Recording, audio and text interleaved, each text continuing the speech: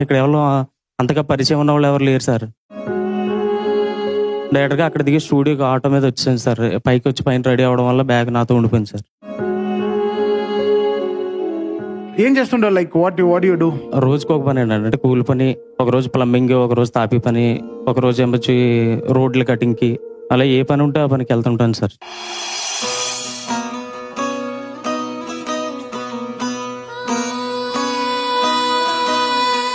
నా పేరు శ్రీలంక రవికిరణ్. మాది అరట్లకోట గ్రామం, పాకిరపేట మండలం, అనకాపల్లి జిల్లా.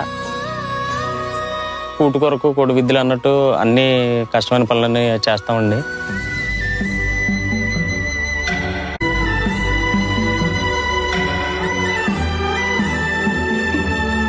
కానీ నన్ను బ్రతికించేది మాత్రం సంగీతమే. రోజు పాటతోనే మొదలవుతుంది.